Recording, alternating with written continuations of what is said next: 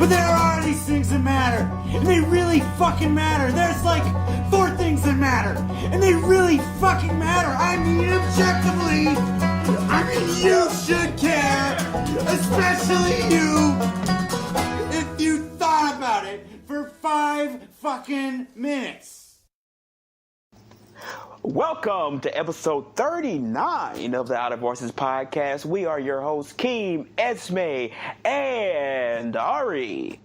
Yeah. Yay. 2 episodes Welcome in a row back. this time. It's like a record or something. It's almost like this may become a thing. Who knows? We'll see. What? It's funny, I was like all gung-ho about being a new co-host the first time I was on, and now I'm like being all coy about it. Yeah. Calm the fuck down, dude. It's okay. It's ridiculous. We have survived Halloween week. Did we, though? I mean, our physical bodies have, at least. Okay, that's fair. Soul's long gone. This isn't a video call, so you guys can't even see whether my physical body is still intact. So, like, that's kind of presumptuous. Yeah, Keem. Come on. Yeah, I'm sorry. I didn't mean to embody you.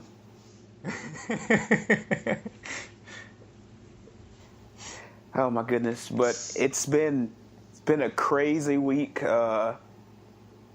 The first of the Trump and the Trump charges have come in. The Mueller investigation is kicking off. Yep. Whole bunch of everybody's getting called out for their sexual harassments and And it is sexual about assaults. goddamn time. Yeah. It's like the seams of American society are just unraveling, and it's going to be weird to see what comes out on the other end. Who knows? America may not. America as we know it probably won't. Oh, I'm hoping America as we know it is fucking done. I know. America as we know it sucks ass. Yeah. But in a bad way. Yeah, exactly. I was there for the analingus episode. Like, sucking ass can be great. Yeah. Yeah. It's the bad kind of sucking ass. Oh my goodness. Right. So speaking of which, shall we move on into the news? Yeah, let's go into let's the news. do.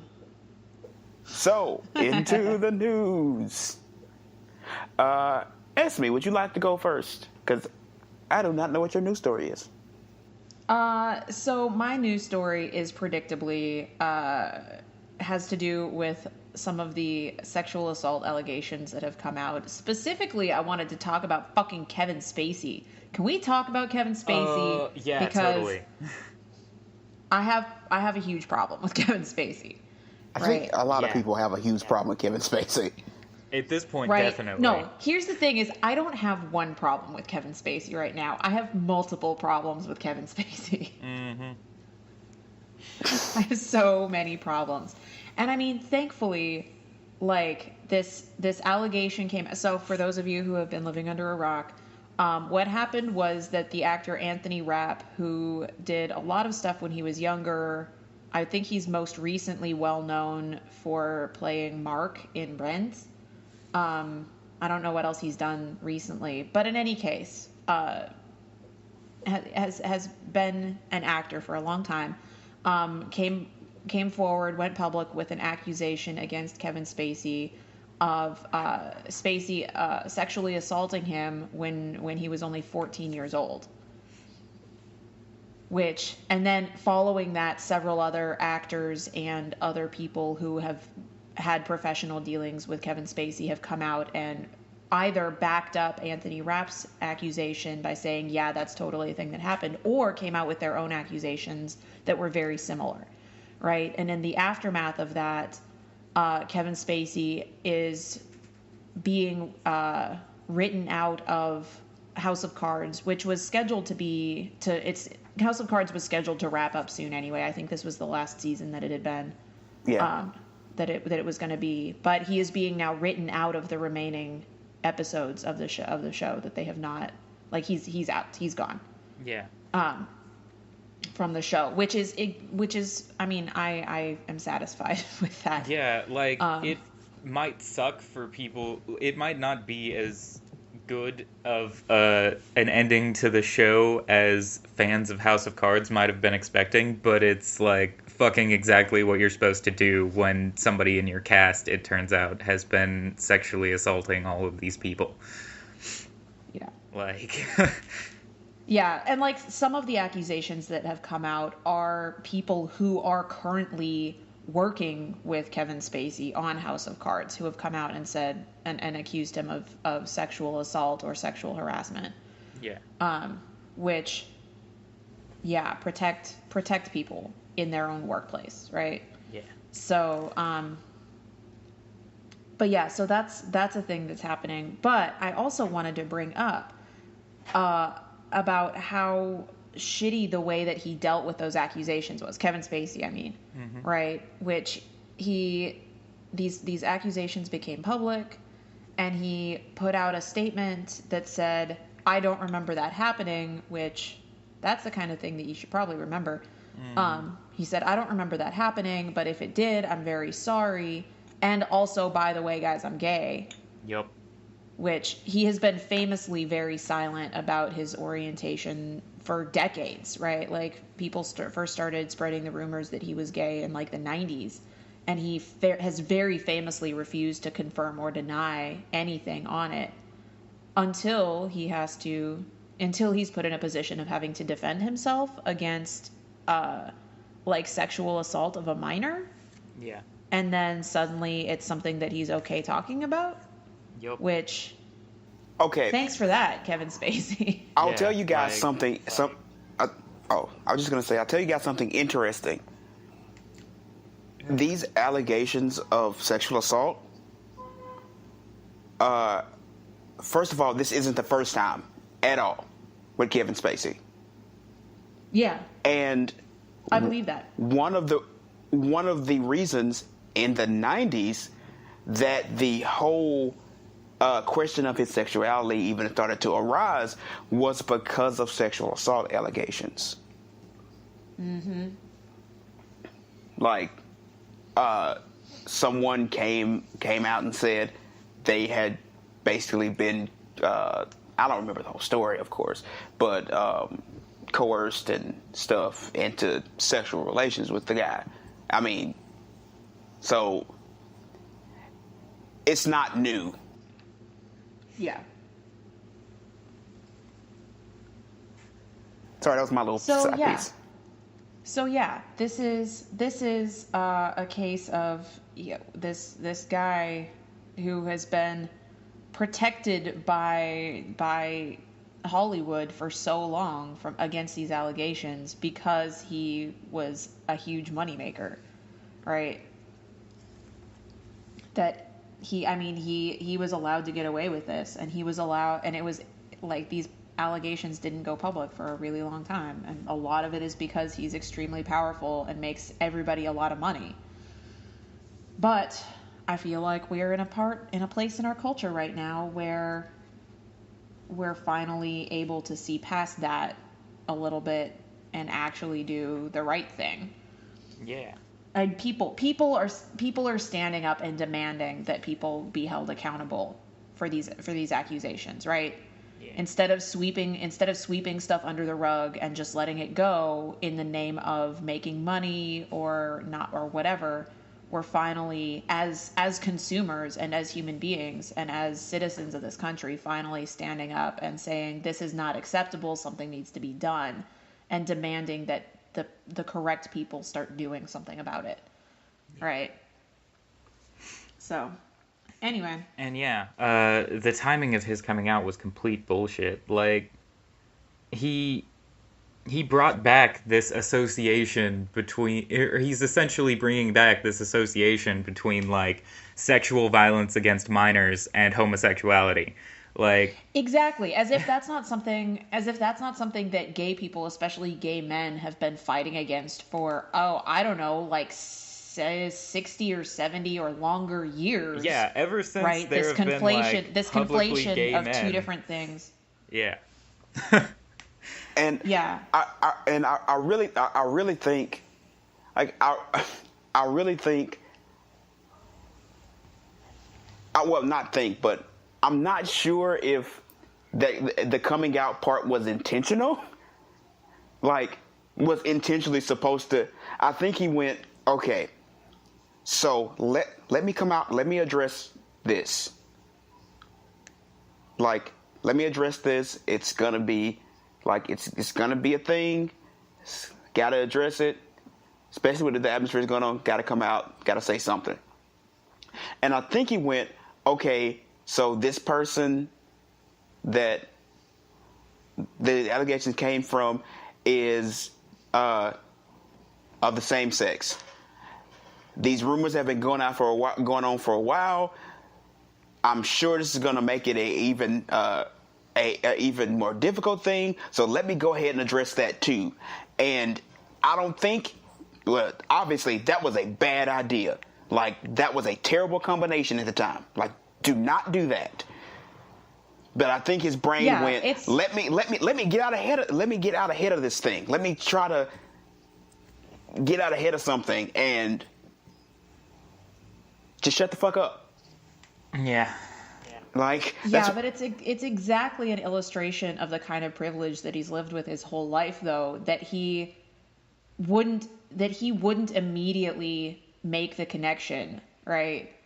Yeah. Like, he has been protected and has lived, I mean, rumors aside, has been protected and had this huge place of, like, incredible privilege to where people are, like, protecting him from the consequences of his really horrific actions, right? For so long that he didn't immediately see how, like, he didn't even think about in the process of this, how him coming out publicly as gay as part of his, like, defense of himself in the wake of this allegation was gonna affect, like, the LGBTQ community at large. Well, I mean, right? I don't.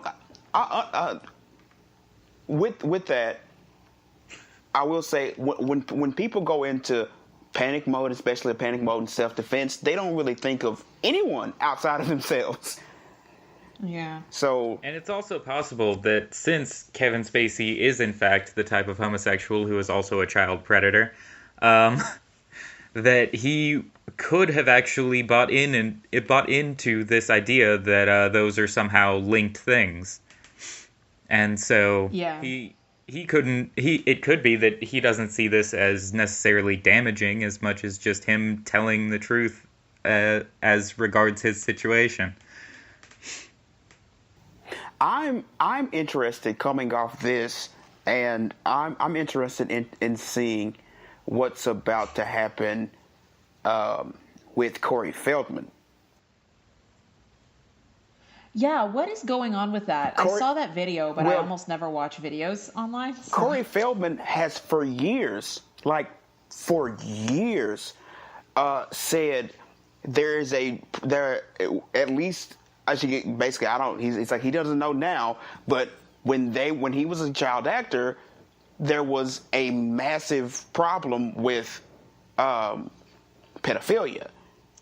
Yeah. Mm-hmm. Even going as far as they were using the child actors in what was basically a child sex ring. And he had made these allegations for years. And with the atmosphere already as it is, he's been like, okay, guys, I've been saying this forever. I've been going on and on and on. Yeah. And I'm going to start, like, since now people are being held accountable, I can start telling you which people it was. It is. And he already named someone who is no longer active. It was an actor who's not active in Hollywood anymore. And I can't remember who the person is. That I think he raped him. Mm-hmm. And I know the executive who sexually assaulted Terry Crews has also been outed. Mm-hmm. And in Terry Crews's case, that was like 2-3 years ago. Yeah. But yeah. Which, some props to Terry Crews for like coming out about that, because like he's got the whole macho persona going on, and that's like got all kinds of societal bullshit tied up into it while being a victim of sexual assault, like, or a survivor of sexual assault, I'll say. I always give Terry Crews a lot of credit because he does have the picture of macho, and he's always in these big macho roles, but he's always like very open when it comes to everything. Like he really doesn't like live up to stereotype. Yeah. So And basically, Terry Crews is actually what a quote unquote real man should be. Yeah. Oh God, I can't remember his name. Like Ron Swanson. Oh yeah. Nick Offerman. Yeah. Yeah, like, Nick Offerman. Yeah. He's amazing as well. But yeah, it's a lot of things. It's a lot of things coming out, and as I was saying about Kevin Spacey, these allegations, and with all these people, that's the other thing about them. All these people with these allegations that have come out, Mm-hmm.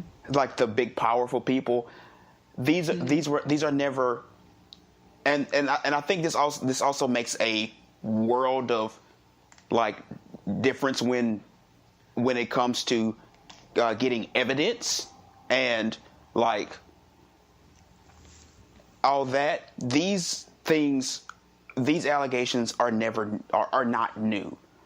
Everything that's come out with Harvey Weinstein, Kevin Spacey, Bill Cosby, all these things started way back. Comedians. Yeah, these are. This is why I love largely comedy. Cases that like started in the '80s and stuff. Like, yeah. This is why I love comedians. Comedians have hit all of these allegations before. Every single one of them have been. Some comedian has already gone off and said, "Hey, these things are out there," and people just didn't think anything of it because they thought, "Oh, that's somebody making a joke." Yeah. But there's always truth, and there's always some truth in comedy. Yeah. So, like, these things are not new. These allegations don't just, especially in these cases, didn't just pop up out of nowhere. And that lends a lot to the realization of a problem and how to fix it. Yeah. So, yeah. I'm done on that. All right. You do yours. All right, yeah. So, okay, guys. Next news segment. It is the 4th of November. We're recording this on the 4th of November, okay? Today, according to all our alt-right friends, today was supposed to be the day of the great Antifa, or I don't know how to say it. The Great Antifa. Antifa Armageddon. Officially. Yeah, the great Antifa Armageddon, the uprising. It was the great revolution was happening today. Is happening today. It's happening right now. It's only like 2:45. Yeah, it's happening right now. Have you guys seen it on the news yet? I haven't been watching the news. I hate the news. The It's news not is even. depressing. It's so crazy. It's not even on the news. You know why? Because the revolution will not be televised. Boom. I wanted to use that the whole time. But yeah, it's been shopped around all the alt-right conspiracy sites and spread out in masses. Made it into but the mainstream news cycle.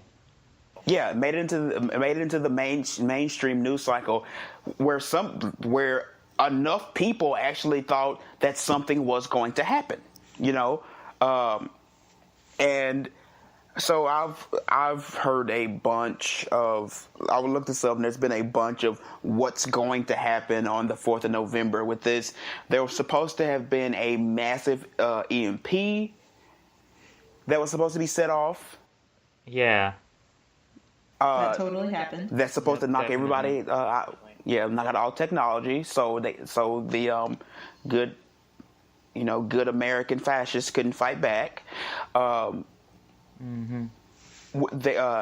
Antifa soldiers were supposed to come out and start killing white people in the streets. Yep, that holds up. Yeah. Yeah, you know that white genocide. Right. We're all they're a gonna big burn. fan of it. They were going to burn churches, of course. Of course. So, and also, even so, earlier this week, I know some of people have heard there was what is being called a terror attack in Manhattan, where 6 people were injured and 2 were killed. 8 were killed and 12 more were injured. Okay, well, the numbers went up after the last time I checked. No, is this the thing with the truck? Yeah. Yeah, 8 killed and 12 others injured. Okay, 8 killed, 12 others injured. And of course, that's being called a terror attack, even though, a couple hundred people can get shot and killed in Las Vegas, and that can call it a terror attack. But I digress. I mean, here's the thing, though, is like driving a truck into a crowd of people.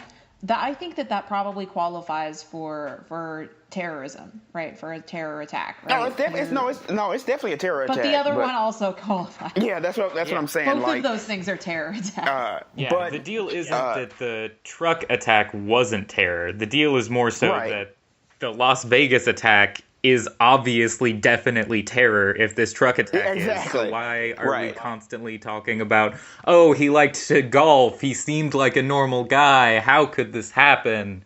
Ari, it's because the guy in Manhattan is brown. Yeah, I know that's why.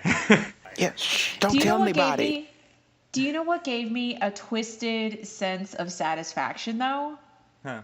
And it makes me so sad that I was like, yeah, when I read this headline, which is that the guy in the truck attack in New York, one headline did actually refer. No, it wasn't a headline. It was part of the news story on NPR the other day when they were talking about him.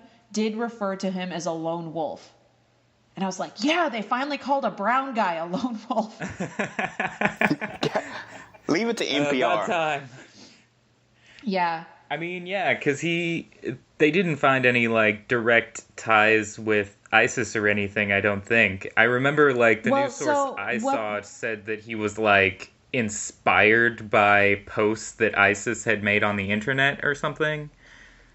Yeah, so what they were talking about in that episode or in that segment on NPR was that he doesn't have any ties with any ISIS affiliated groups, but the resources that he was using to plan his attack were put out by ISIS, and ISIS officials upon learning of this attack basically took credit for radicalizing this guy, even though he wasn't affiliated with any groups. They're like, yeah, he looked at our stuff, and that's exactly what we're trying to do, to convert people to our way of thinking. Right.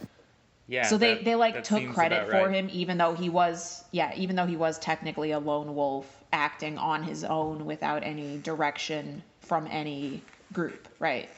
So that was the latest information that I heard. But that wolves are kind of awesome. Why are all of the, monstrous humans suddenly wolves? I know, that pisses me off. Wolves are great. Because wolves are predators, and we have the idea that predators are bad, even though predators aren't bad, because predators have a point.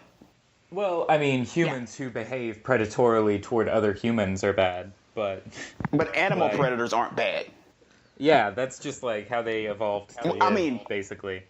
I mean, preying on animals, like a predator preying on another animal to feed, is not bad. in most cases. Well, Anyway, no. I mean, and the act. Okay, goodness and badness are value judgments that are put by human beings on things. I know. Right? That's Nothing that an animal does can be good or bad. It just is. right. Yes. That's true. And I say that all the time, but we're way off course here. We've gotten way off course. The lion does not consider the ethics of chewing upon the gazelle. He simply eats. Ari, stop it. Yes. Anyway, so some of the news coming out of that attack was also linked to the coming apocalypse today.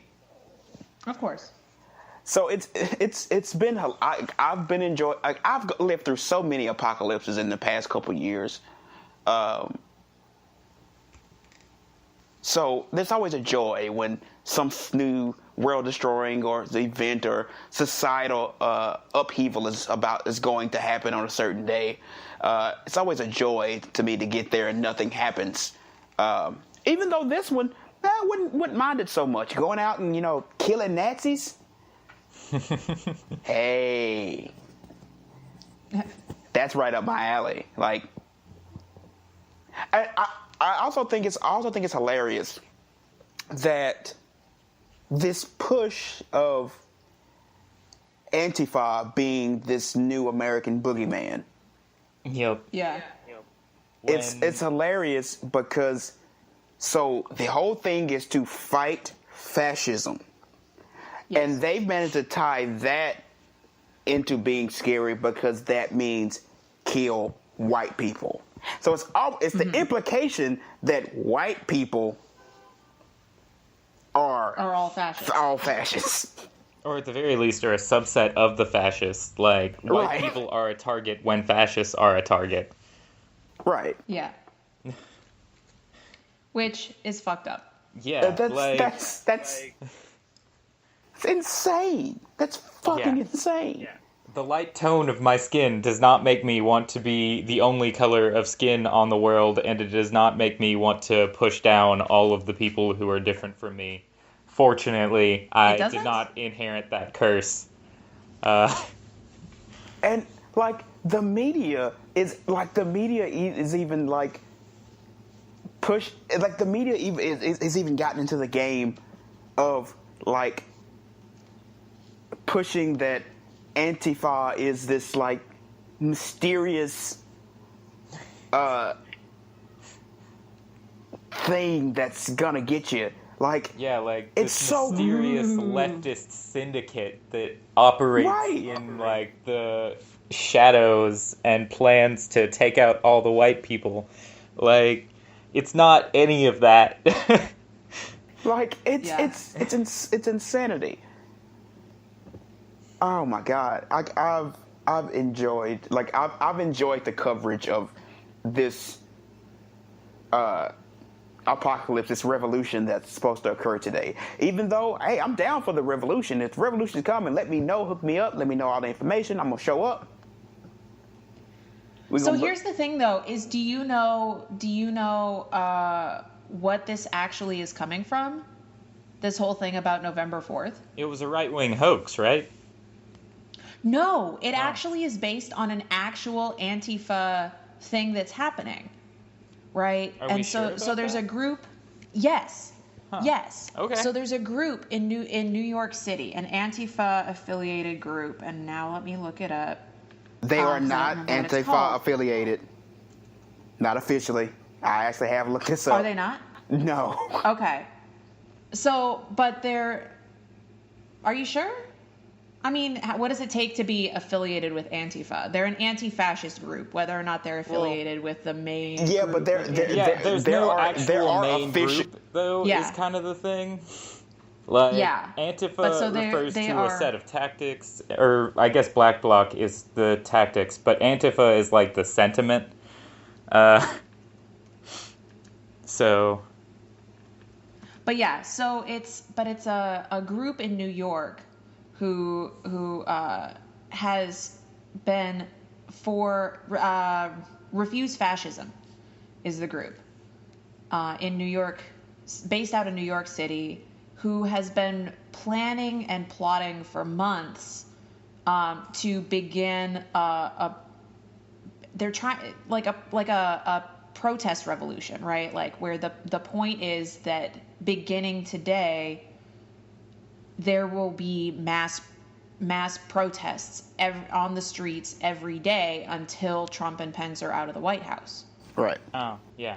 And that's what they've been plotting to do. And so it is actually an actual thing but they've been so vague about it intentionally. They've been intentionally vague about it to the point where unless you actually like know somebody who's involved or like know a group that's involved, it's really tough to find out what is going on. That the alt-right media like picked up on that there's an Antifa thing that's happening on November 4th and spun it wildly out of context and used it to sow fear of like to spread like fear of like Antifa, right? Yeah. Oh, and so it is actually based on a thing that is supposedly happening, but here's- it's not a violent let's take down all of everything thing that's happening. It's a peaceful also, like let's go march. So Refuse Fascism was also piggybacking on another actual planned, I guess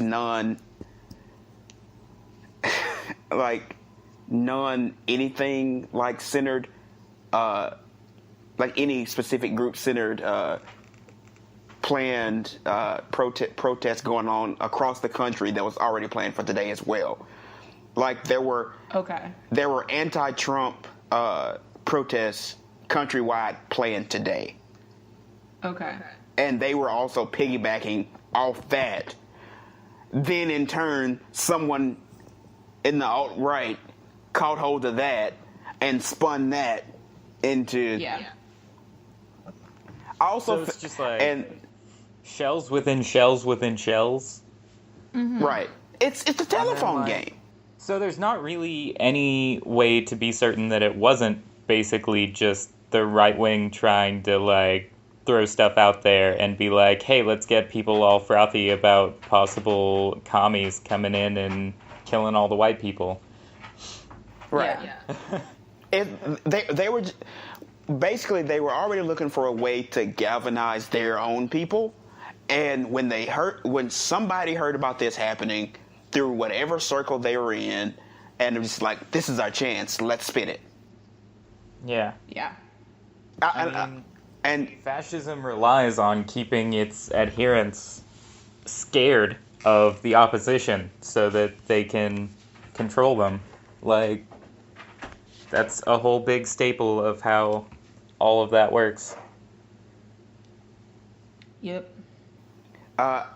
And just one thing I found funny, being a historian and also a big fan of V for Vendetta, the big fear of revolution comes on November 4th, and not everybody, but most people know, remember the 5th of November. Yeah, what the hell? It's like, come on, guys, you can't even do this with like you could have made this fake plan to come on the 5th. Yeah. See, here's the thing: is they probably originally thought of the 5th of November and then realized that they would be able to gather more momentum over the weekend if they started on Saturday instead of on Sunday. Yeah, but you could have got so many more. You could have got so many more nerds into it. Man, you could have got Anonymous down. You know, they love the mask. Man, could have been Guy Fawkes masks everywhere. Yeah, but at the same time, like, Anonymous is another like monster. Non-organization kind of thing, course, where it's just people like saying, "I'm with Anonymous and I say this thing," so like they don't actually Also, have any kind of affiliation. I would bet based on what Anonymous does and how they do it, that there is a there is a significant overlap between Anonymous people who consider themselves involved with Anonymous and people who consider themselves involved with Antifa. Yeah. I would bet that there's an overlap there. I would imagine probably. Yeah. Yeah. Especially Anonymous has been real. They've done a lot of targeting of outright and the major people who do most of the shit do a lot of targeting of white supremacist groups, and they do a lot of takedowns of their shit. Like, they've been doing that for years. That's good to hear, because I was like, because Anonymous had been something that was really tied to like 4chan at its inception, and like I was worried that maybe it had gone the same leanings The other way? as 4chan has gone. No, Anonymous as an entity, because it's a non-entity and it's kind of an entity. Like, there is a group of people who routinely do things and call themselves anonymous. And that group of people generally like to think of themselves as social vigilantes. Yeah. And they target white supremacist groups. They target religious fundamentalist groups. They go after pedophile rings. Yeah. As long as they're not going after that stupid Pizzagate thing. Like. Also, side note, is 4chan still a thing? Yes. 4chan Because I haven't heard anything. I haven't heard anybody say anything about 4chan in the longest time. Yeah, because it's not as popular for people to be affiliated with 4chan anymore. So people don't like to say, "Oh, hey, you guys, I found this thread on 4chan." So now it's we like just I found a thread don't on talk Reddit about them anymore. Yeah. But yeah, guys, missed opportunity. I want to get my Guy Fawkes mask out. I mean, you still could. I don't have a Guy Nobody's Fawkes stopping mask. Holy shit! Well, I got all these masks. Then stop complaining about it. I need to go get one. Well, I don't know though. Like Guy Fawkes, I understand he's come to be like a symbol of just rebellion, but at the same time, he started out like the gunpowder treason was like him blowing up parliamentary buildings in an attempt to install a Catholic theocracy. Oh yeah, So, no, like, he was an idiotic. Like, Guy Fawkes was an idiotic asshole. Like, he was trying to, like I said, he was trying to institute a religious monarchy. Like, he was a dick. Yeah. But So but this general symbol of fuck the establishment is definitely something. yeah, it's to really value. less. It's really less of Guy. It's a Guy Fawkes thing. It's more of a V thing. Yeah. Like, at this point. right, like V for Vendetta has really become this icon for revolution at this point. So I recognize also the whole like fuck the establishment and all that sentiment around it is also something that people on the right like to think they are honoring, in that like they view and that's establishment Democrats as being all of the establishment, which like yeah sure they're part of what fucks things up in this country, but like going hard right and trying to pull fascism into the mix is not gonna help us be any more free or any more safe or anything. It's also very hilarious, especially considering the administration in office right now, that they're trying to that they pulled that card, that fuck the establishment card, when you're also going, hey, we need to support Donald Trump because he is our like leader. Like, yeah, they saw Donald Trump as being the anti-establishment candidate. And now he's literally the establishment. He's literally the establishment. And he was already literally the establishment. Yeah, he's a pompous, he was already the white, establishment. rich asshole. Like, there's no... There's nothing Exactly. non-establishment about him. And oh my God, you're anti-establishment going, yeah, fuck the establishment, fuck these rich white people, shit, nigga, that's you. Yep. It's like, stop. Sorry.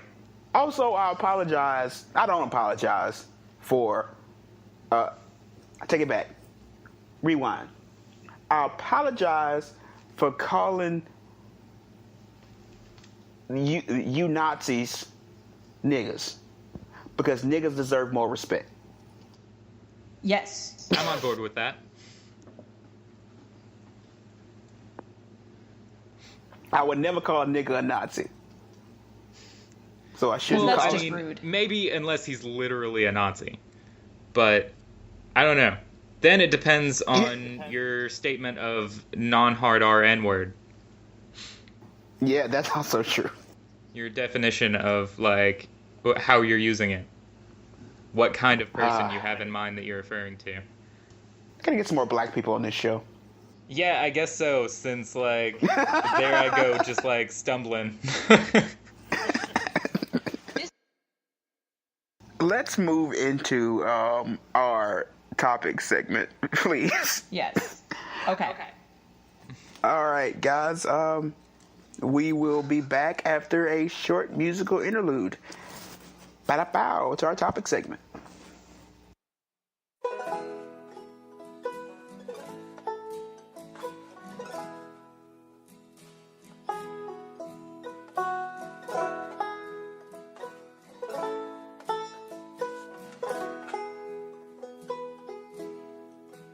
That person you like on the train,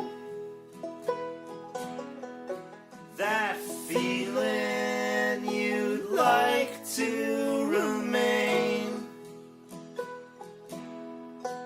your very best friend when you were a child, you haven't seen in a while. The bike that you had as a kid, sitting around digging with sticks, treetops and soft clouds, your very first kiss. Oh, isn't it nice to exist? But your mother is going to die, and your father is going to die, and you are going to die, my friend. Oh, everyone is going to die.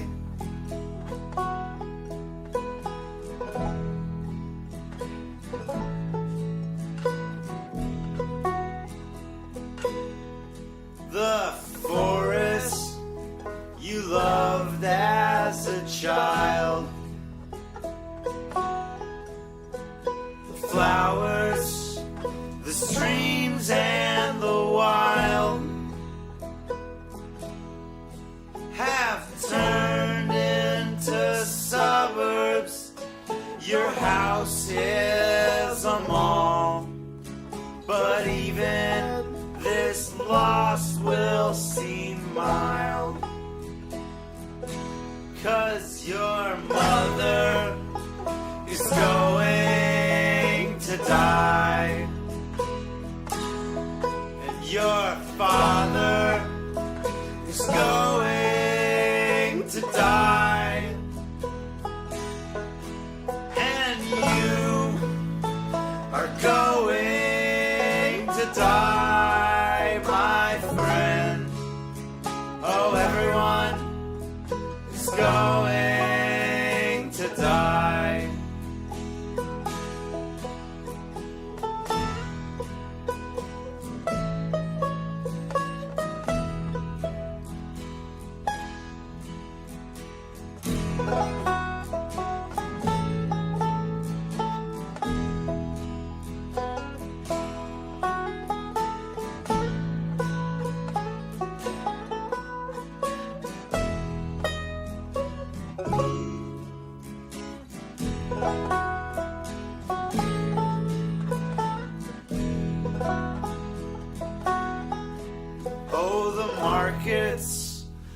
going to crash.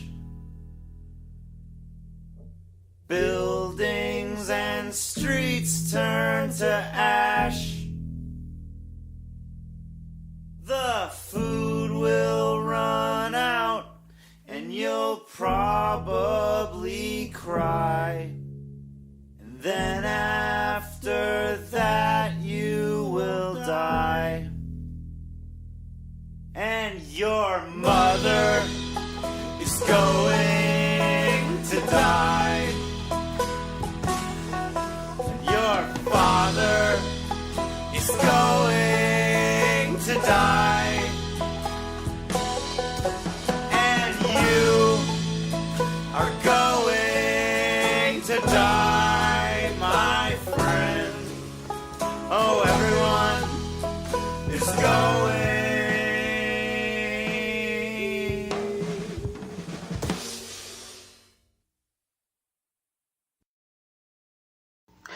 Welcome back to our topic segment for the week.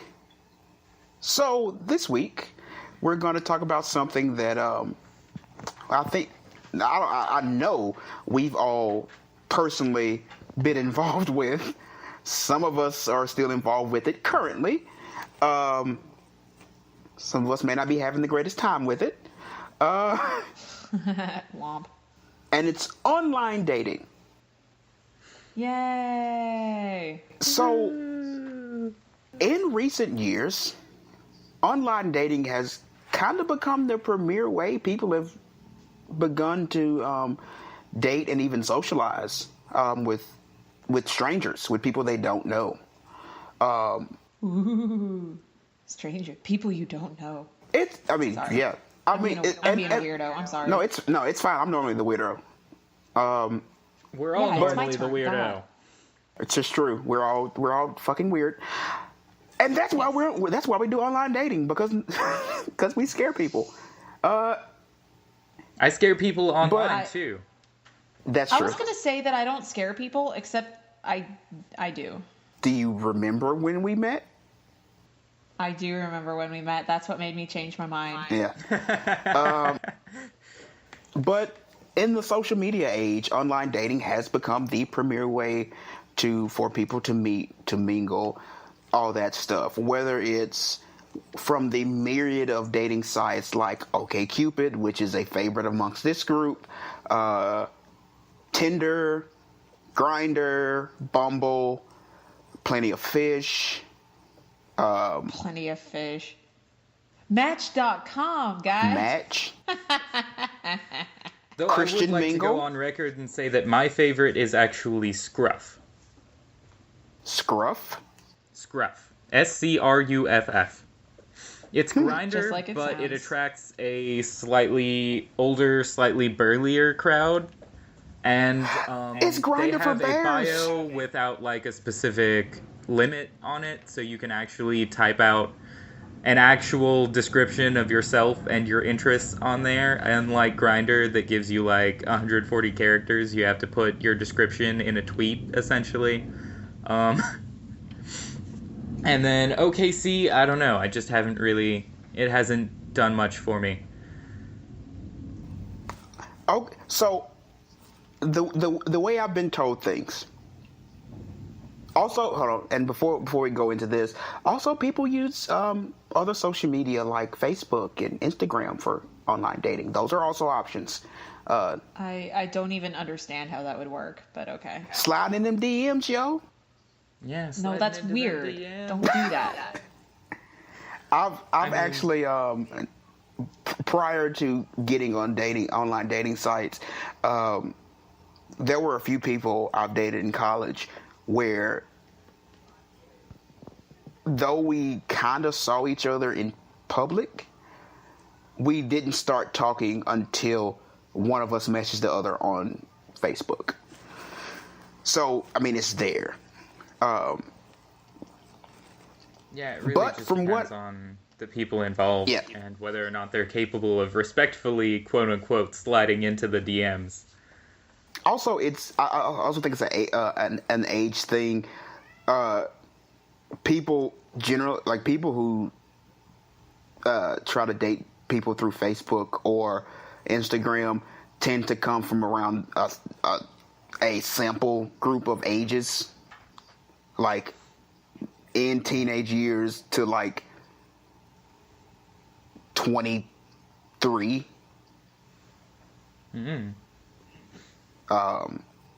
Generally like a younger crowd. Yeah. What? For like people who still like try to date people through Facebook and like Instagram and stuff, sliding into the DMs. Like that's a younger people sort of thing. Yeah, like sliding into my DM and like hitting on me is like literally the number one way to make me block you. Right. Yeah, which is generally Which why is you weird and start uncomfortable. with that. Ideally, you would just like try to actually start a conversation with them, and then like if you were interested in things, you would maybe mention that, but don't immediately be like, "Hey, baby, you want some fuck?" Exactly. Would you like to make me fuck berserker? Sorry. What the hell was that? It was a reference from Clerks. That was a song on Clerks. It's like the sweetest death metal guy came in. It's like the song was called Berserker. It's like, would you like to fuck with me, Berserker? Would you like to make me fuck Berserker? Jesus. Oh my God. I'm not okay with anything that just happened. Sorry. Oh my God, I love that movie. Not much. okay, Cupid. That is too much. Hi. There we go. Hey, Back to the that's matter our at hand. episode title. Right. It's not okay, Cupid. That's not okay, Cupid. Oh, it's easy for me because usually I come up with the titles. No, usually you just find the most quotable quote from the show Yeah. and decide that it's the episode title. Yeah, I'm basically the one who ended up making Let's Get Weird, as well as I guess now it's Not Okay, Cupid. Anyway. So yeah, there's plenty of options out there. But so I've learned something, especially with some of the more popular dating apps. There are like certain ones attract certain crowds of people and certain age groups that I've learned. So Tinder and Ari, you will have to speak for Grindr because I'm not on Grindr. Grindr mostly varies by location, what kind of people you can find there. So it really depends on, first, who lives in your surrounding area, and then second, who, out of the people who live in your surrounding area, are attracted to the Grindr scene. And Yeah. that can really vary. Well, what I was gonna say was, so when Grindr comes up in the conversation, you just interject, please. But so from what I've heard and what I've learned, how people explained it, Tinder seems to be more for the casual crowd. Like it's people wanting to meet people quickly.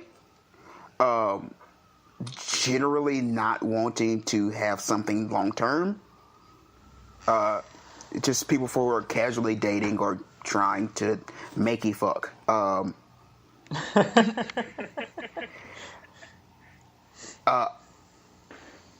OKC seems to be more for the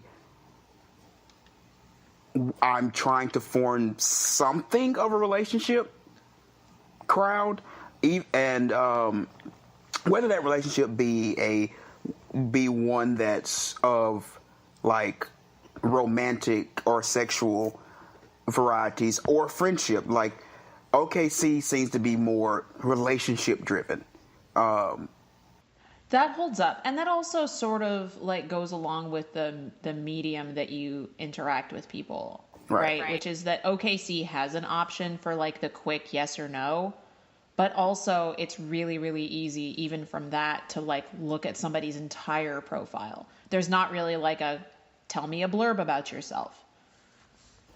Also, OKC, and it's one thing I love about OKC. OKC is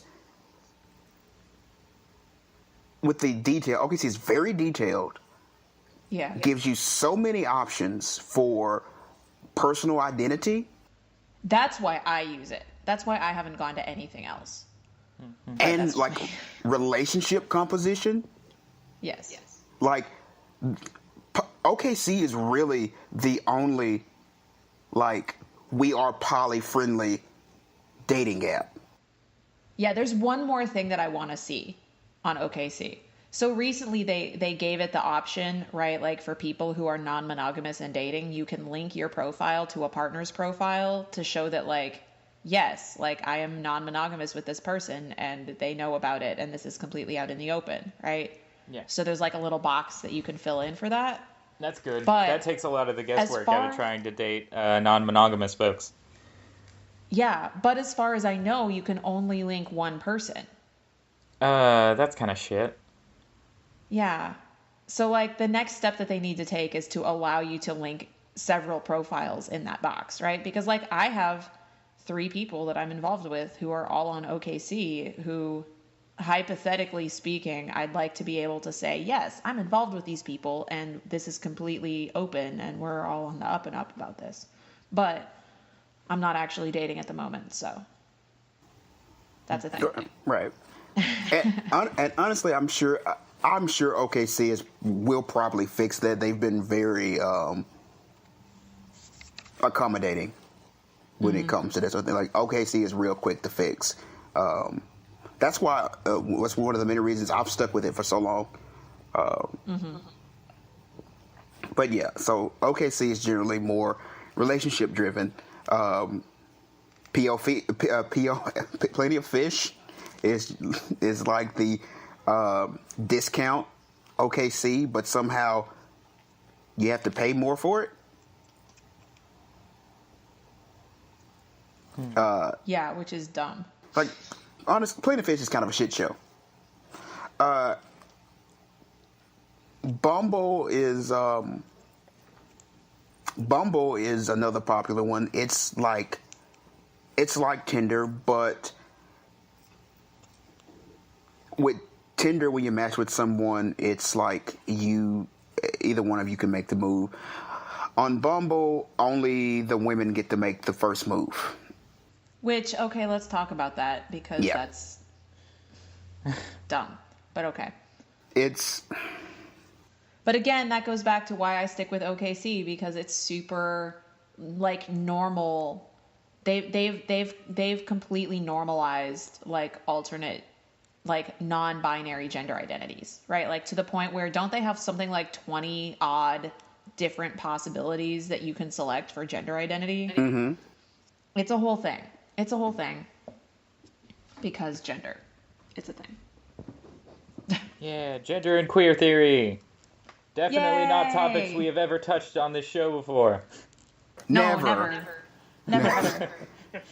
Jeez. We don't talk about that shit. None No, of us ever talk about that shit in our daily lives. I'm sorry. Yeah, like who would ever? That Exactly. sounds like Satan's work, which is why I love it. Hail Satan. Hail Satan, more like fail Satan. No, I'm kidding. I'm not doing that. Don't do that. You already did that, Keem. Why did you do that? Don't do that. I'm what? sorry. You should be sorry. God damn it. Okay. Anyway, Though I think it would be neat to actually have, like, a podcast that specifically centers on queer theory. I mean, mean, we low-key that kind of could- did already back in June. Oh, yeah? I'm trying to remember. Yeah. That was the one that Chris was on. Oh, right. Yeah, now I remember that. we should probably have another one with just the with a entire panel of queer people. Mm-hmm. And then, like, have viewer questions, or rather, listener questions, reader questions. And I will be Questions. I will be a listener in that podcast who will have questions. Yeah. Because I actually, it wasn't that long ago. I reconnected with a friend of mine who I hadn't seen in a few years. Who, like, he invited me to come hang out with his, like, kind of rednecky friend over at that kind of rednecky friend's house, and like I ended up like I brought board games, we chilled, we drank beer, we smoked cigarettes. It was like a whole thing. And like I ended up basically just fielding questions from them about queers and how to be respectful of them and like general queer theory like for a good hour and a half. It was pretty neat. Queer people are queer and it's awesome. Awesome queer people. Anyway, It's true. I kind of brought us way off topic. So back That's okay. to once again back to the matter at hand. So Bumble exists. I'm trying to think of the other ones. Then of course you have the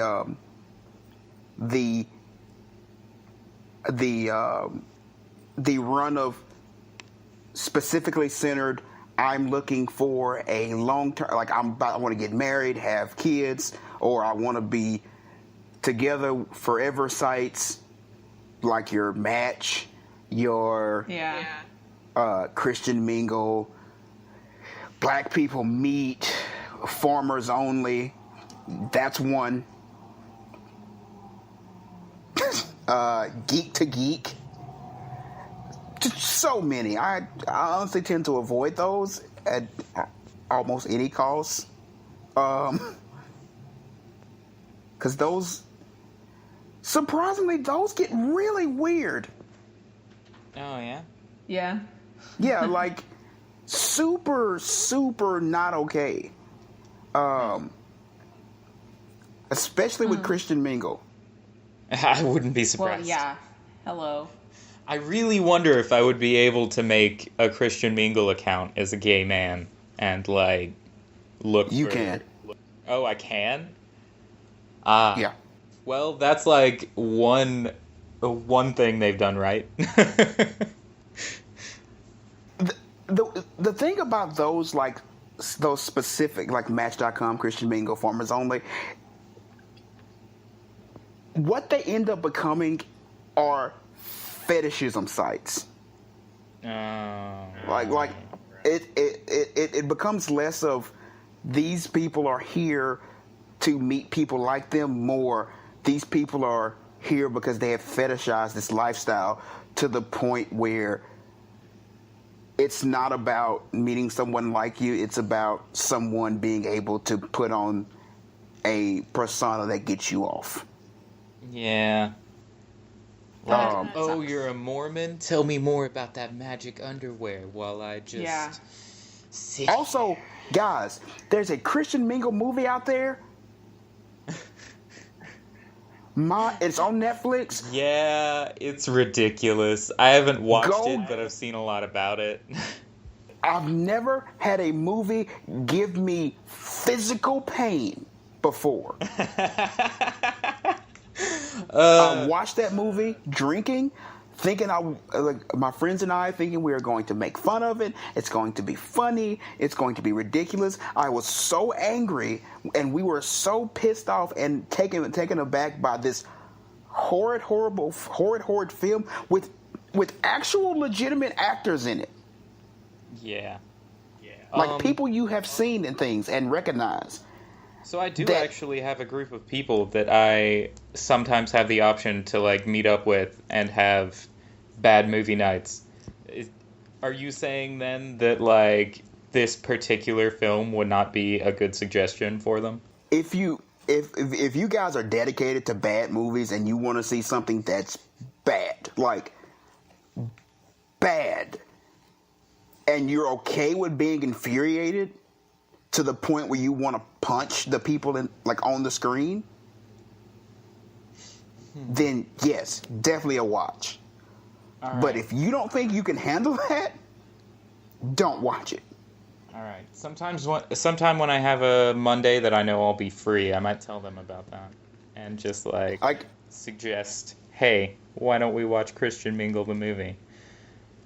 I'll just say this: there's a character, a guy on there who's supposed to be like the Christian guy, and the one they kind of push on you that he is the right one, he's the godly man, he's the one that should be like listen to and stuff. He's an absolute asshat the entire movie. Of course.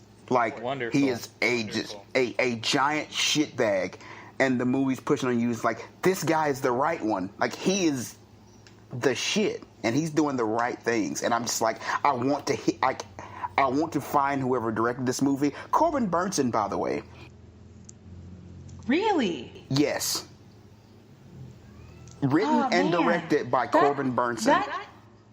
That just ruined Psych for me completely. Yeah, no, I can't look at him the same way. Who is he on Psych?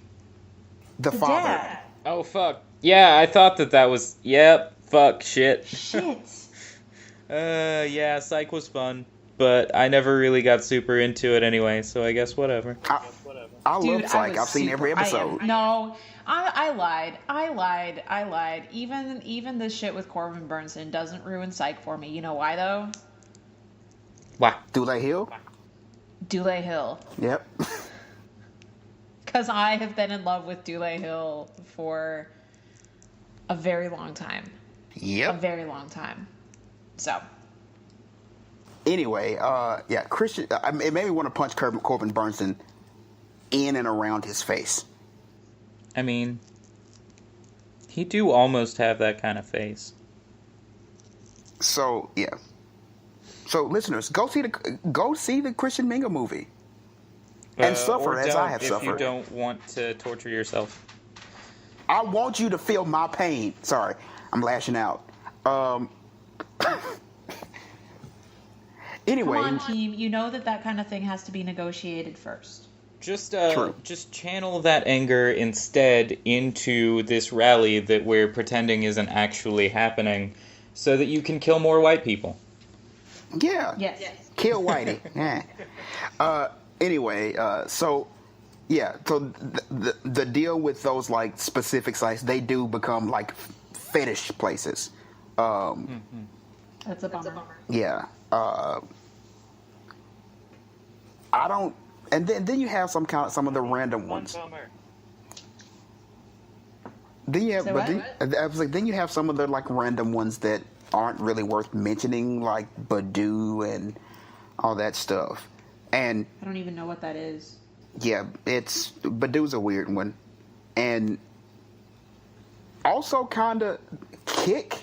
Kik is a messaging app, but Kik has become like Kik is a weird dating like messaging app / dating thing / these people may be prostitutes app.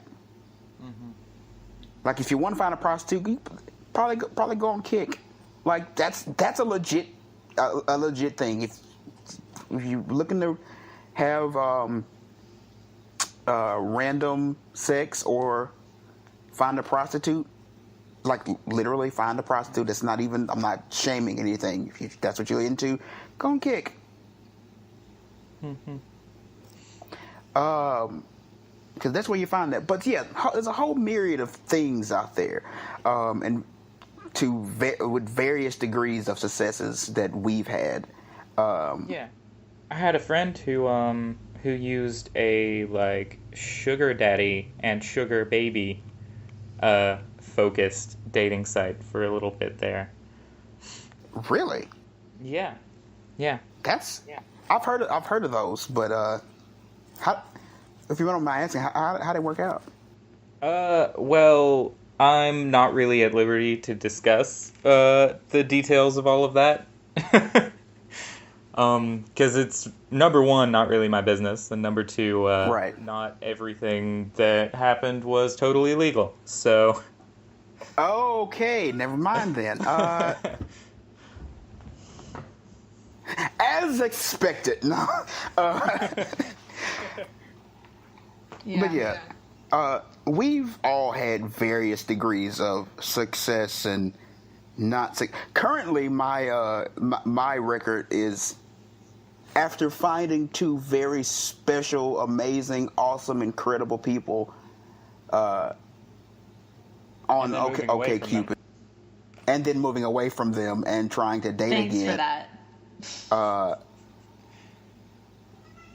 And got it. Sorry. After moving away and actually trying to find, and like for me, it's not even just finding like a partner or someone to date. A lot of it is I want someone to talk to, because I'm one of those people, admittedly, that needs people. Being alone is not my thing. I've never actually been alone. This is my first time living completely alone by myself. So I'm looking for like date and like friends, and it's been extraordinarily difficult. I've met some people. There's really two and a portion people that I've met that I've really enjoyed being around, that I still talk to at least a couple times a week on a friendship basis, and they're really awesome. They've been good, even though we don't get to hang out as much.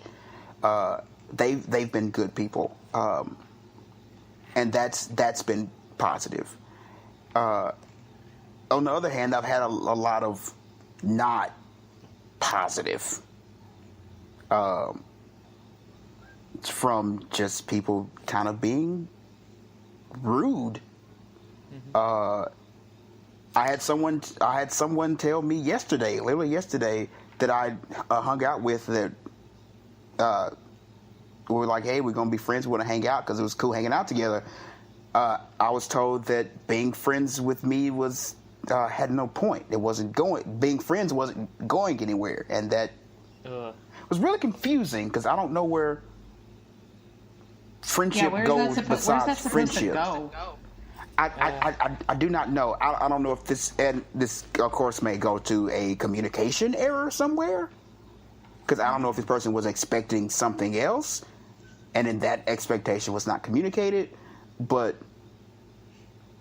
I don't know where friendship progresses to without friendship, like other than friendship, if that's what you want. But anyway, I mean, also I imagine there are some people who are legitimately confused enough to believe that like friendship between people of different sexes is automatically not actually friendship if you can't sleep with each other, or not actually a worthwhile friendship if you can't sleep with each other, or some shit like that. And some shit like that. I considered that as well. I was like, maybe that was the case, which is an issue for me, because most of my friends are women. Yeah. I gravitate toward women more than other men. I got a good number of female friend, or of like perceived as female friends. I'll say that much. Thank you. And Thank you for that. Yeah, and a good number of perceived as male friends as well. And like, I don't know. My equivalent, I guess, for when it comes to just assuming that sex is going to happen or whatever with opposite sex or different sex friends would have to be for me to expect all of the men in my life to want to have sex with me, which is really fucking dumb, because I am friends with plenty of strict heterosexuals. Right. Yeah. It's so ridiculous. I really don't. I of course have huge problems with the idea that that weird obligatory we're gonna have sex thing, or we should be having sex because of these things. It's extraordinarily bothersome, no matter what side it's on. Yeah. Also, it makes it really difficult to be naked around people. Yeah, I could believe that one. Like consensual nakedness becomes very difficult. Yeah, because people then assume, okay, we took clothes off. That means sex is happening, right? Like, I can see your genitals, Right. so that means we're doing stuff with those. Yeah, right? Yeah. That's totally how that works. And as I'm we have all I'm been not people, really sure if it's. Yeah, I'm not really sure if it's necessarily appropriate to bring up on the podcast, but the three of us have like all been naked together without engaging with one another in like that kind of stuff. right? Wait, no, do you remember what happened that time that we were all naked together? Which time? Oh wait, no. If it's the time That that's all all three of us were there? then I don't quite remember what ended up happening. We had a water gun there. fight in the swimming pool. Oh right, yeah, that's what happened. I do remember that. Yeah, so like we were just It was amazing. We were just skinny dipping and shooting water back and forth at each other because it was fucking fun, and we were enjoying being naked and being friends and not needing to do anything with the now exposed genitalia. Naked Like, friends are the best. Non-sexualized nudity, it's a thing. And you can be naked around totally a people thing. consensually and it not be sexual.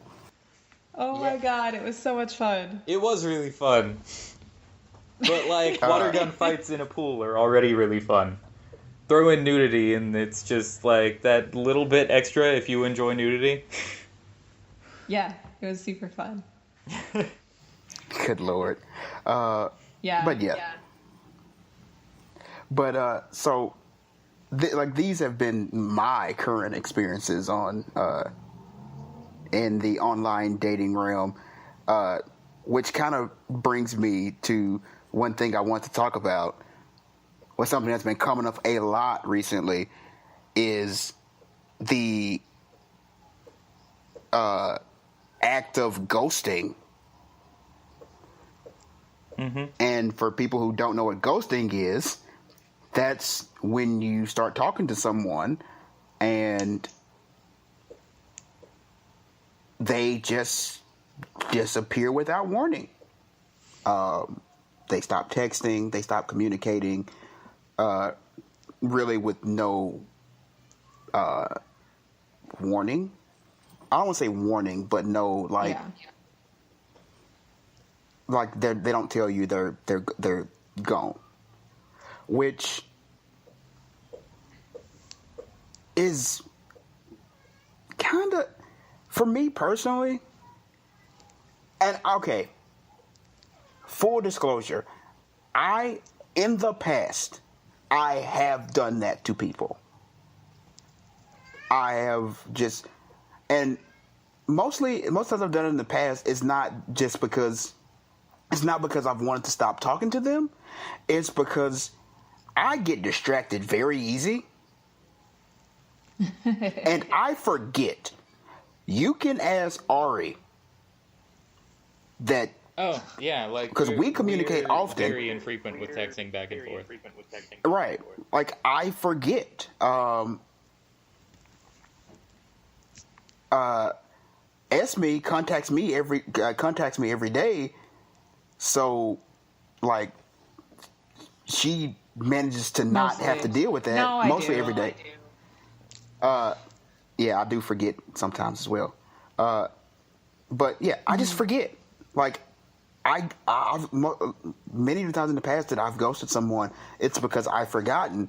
And when I remembered, I would go back and say, I'm sorry, I apologize. Because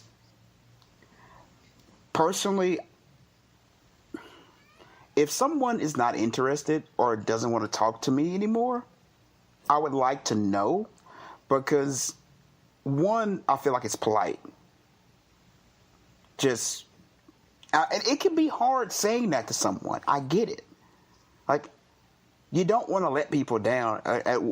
You don't want to have to feel bad for letting someone down. So you avoid the situation altogether. I get that. Like, I get that feeling.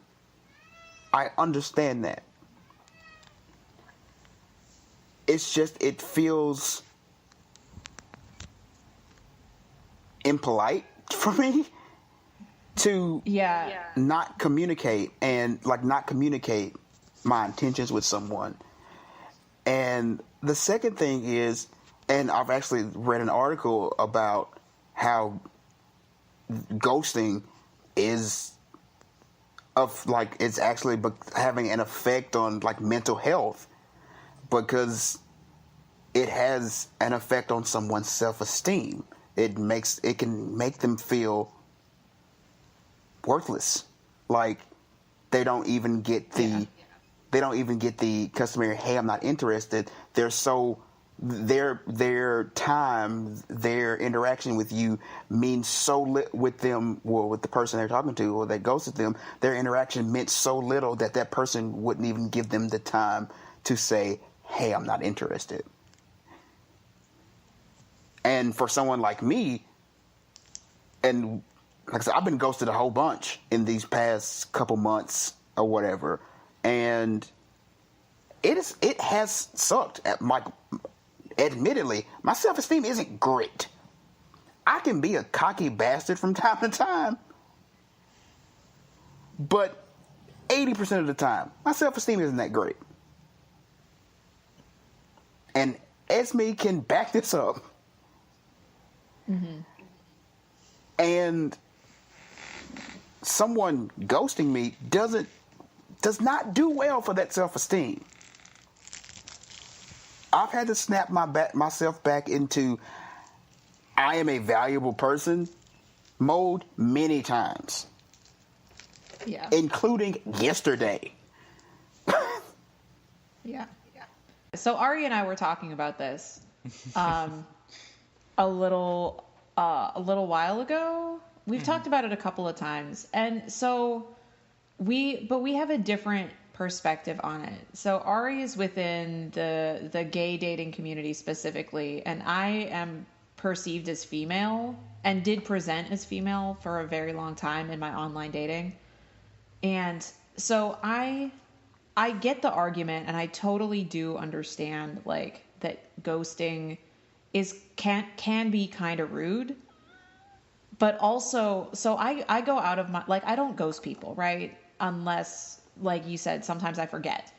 But I also have intentionally ghosted people that I was afraid would fall into a particular subset of, like, particularly cishet white dudes, in the case of my experience, who I have chatted with people on OKC, and then after a while decided that I was not interested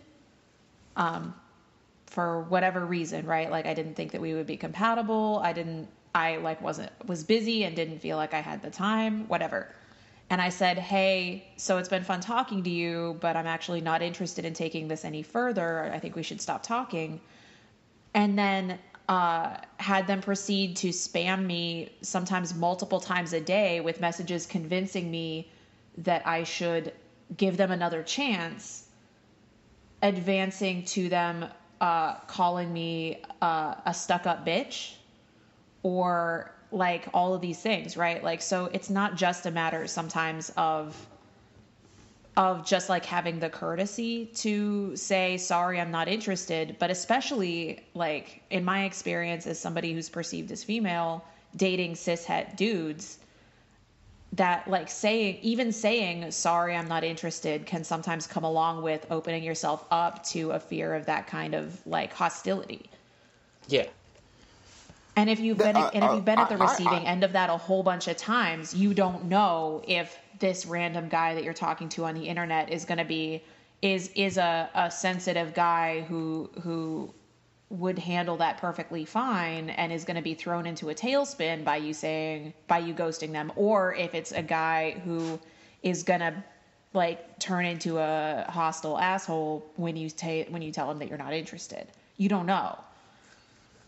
So all right, no, I definitely get that. I definitely understand that. But, and this is not but in a negative way. I wonder with those guys. I don't see a way I don't see any way that honestly people are going for that type of person. They're going to actually avoid that behavior, because even from what I've seen from people who present as female on OKC, because I have quite a few friends and family members on OKC, whether they ghost or don't ghost, with those guys, it remains the same. Because when they don't ghost, they get what you described. When they do ghost, it becomes, why aren't you talking to me? What did I do? Give me another shot. Okay, fuck you then. You're a bitch anyway. And all that. Like, with those people, any kind of rejection is going to elicit that response. Yeah, but the deal is, like, ghosting doesn't directly open you up to that rebuttal, like a conversation would. If you aren't interested in somebody, you can choose just not to say anything, and then later on, if they start spamming you, just immediately hit block, because you won't have any, like, direct emotional investment into it. Yeah. It's just tough. Yeah, it's really tough all around. If you're looking to date guys, a lot of them are really fucking entitled, whether they're straight or gay, or somewhere in between.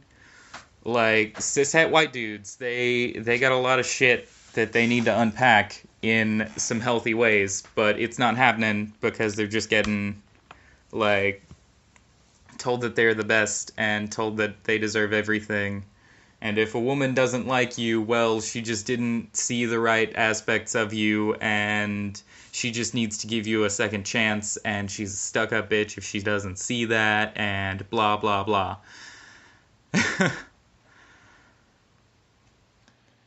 It's a bummer. Yeah. Yeah, it is a bummer. I'll just say this.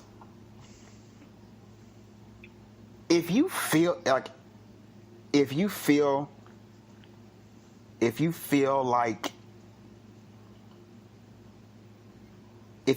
shouldn't ghost somebody, or like if you feel like you shouldn't ghost somebody, I just say that. If you feel like you shouldn't, you can just express your interest or lack thereof. Like, it's, I don't know how to say this.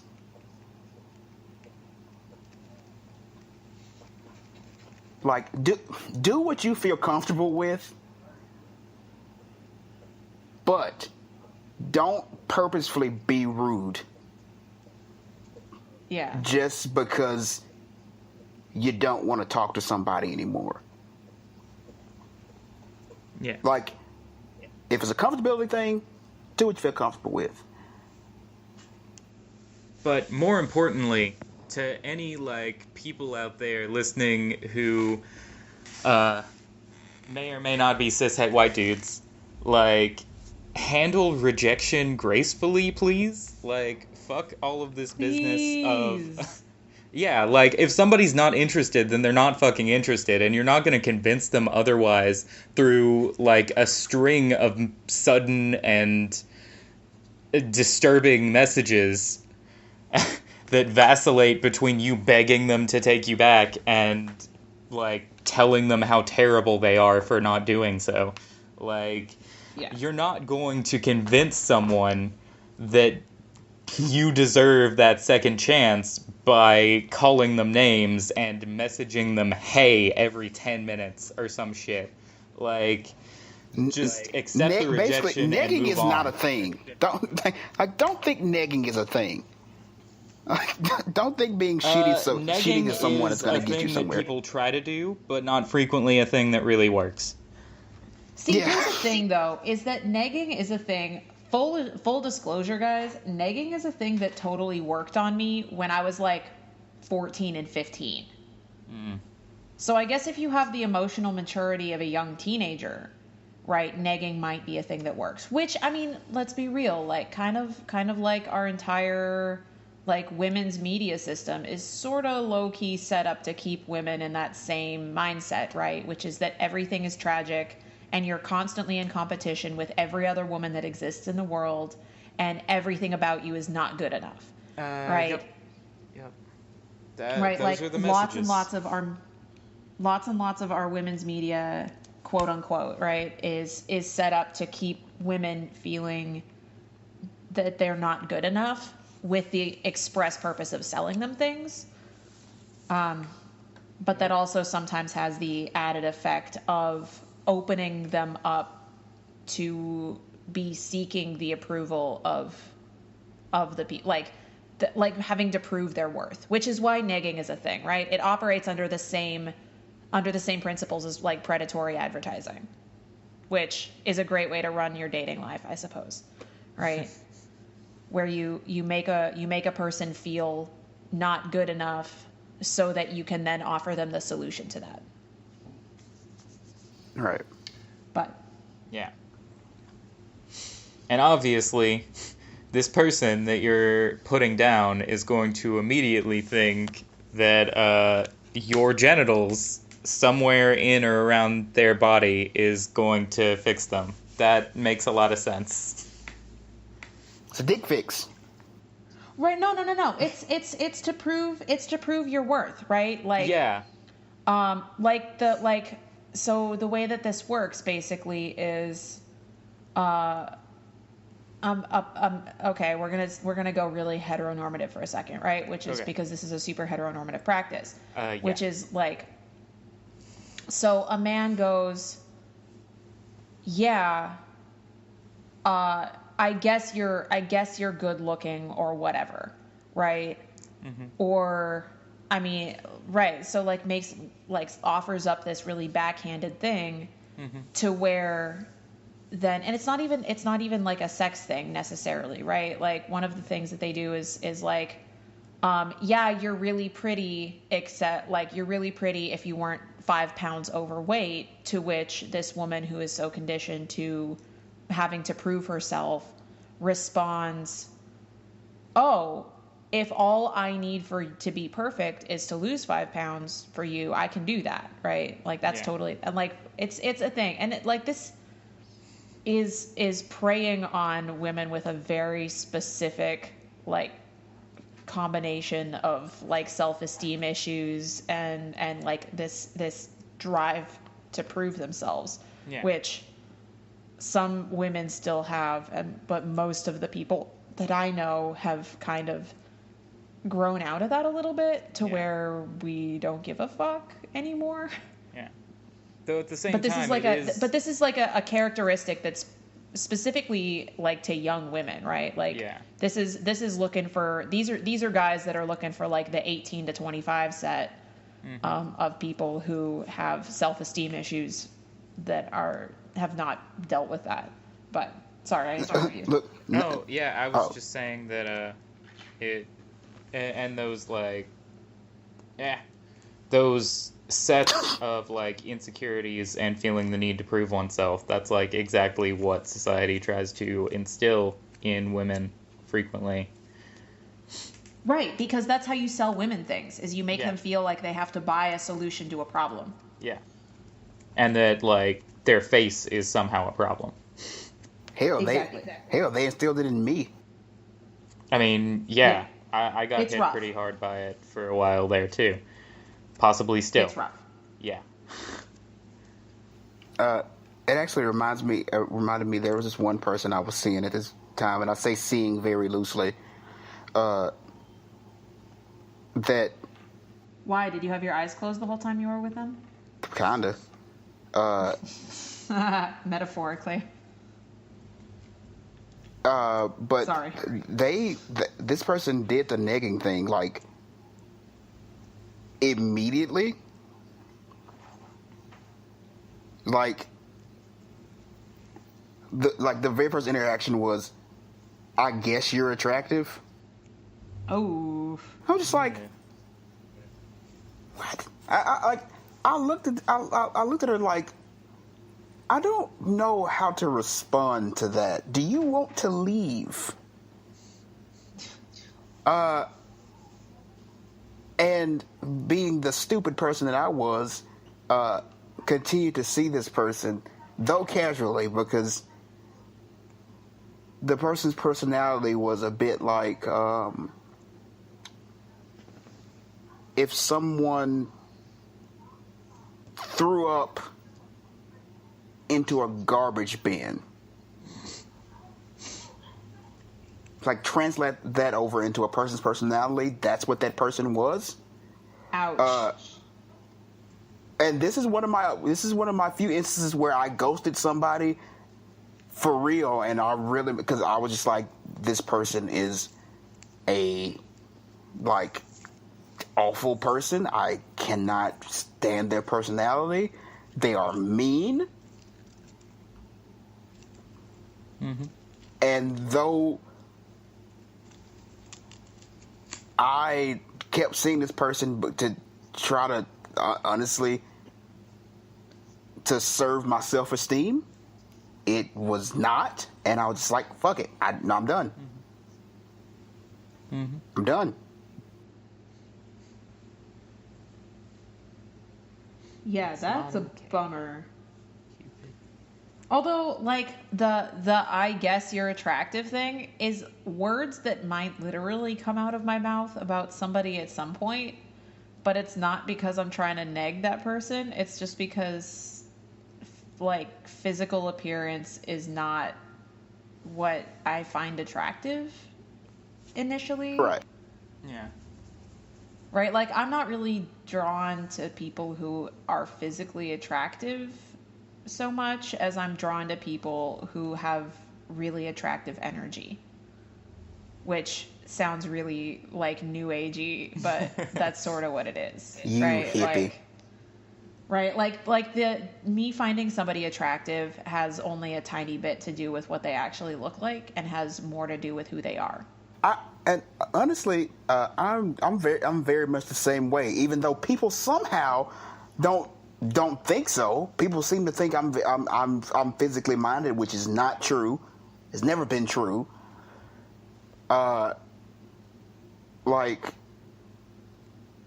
there are no particular physical features that really just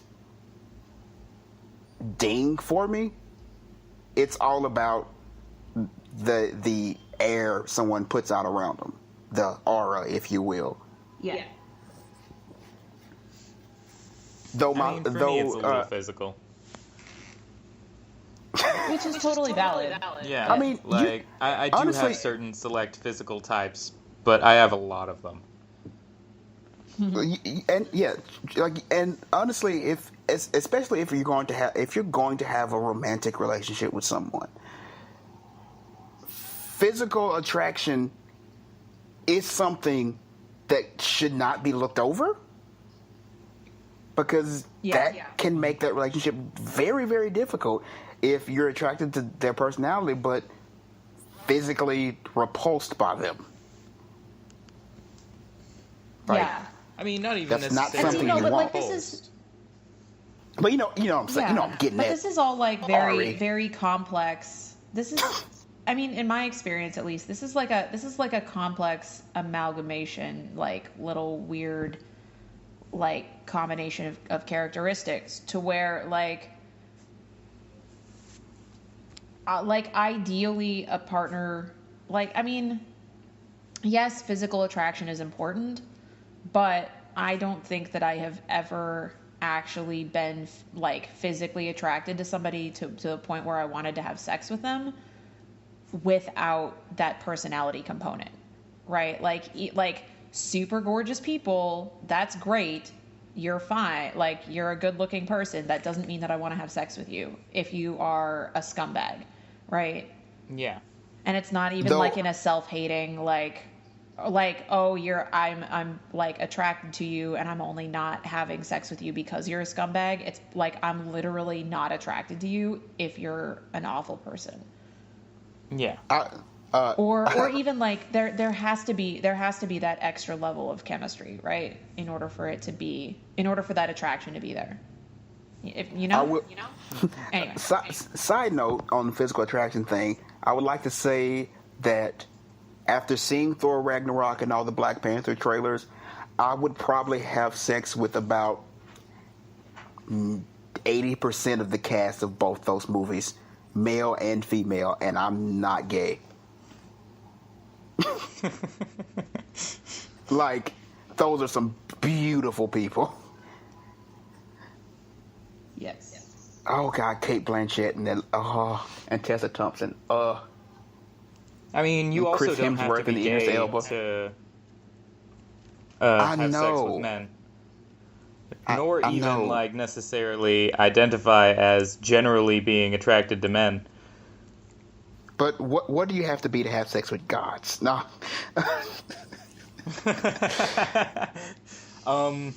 You have to have a physical form capable of sustaining such a divine experience or whatever, I guess. I don't know. I don't really think that willingness much to about bang a divine swan if you're entities into other Greek than mythology. I don't really like them.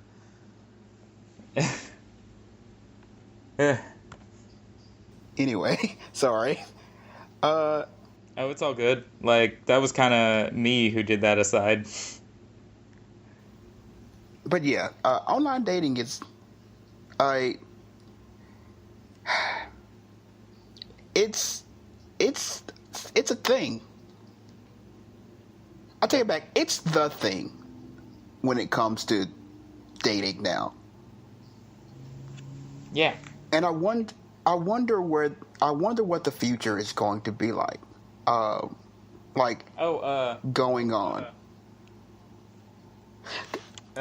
Speaking of which, I kind of wanted to bring up a couple points that I've really started noticing personally with my own online dating experience type stuff. I've noticed that a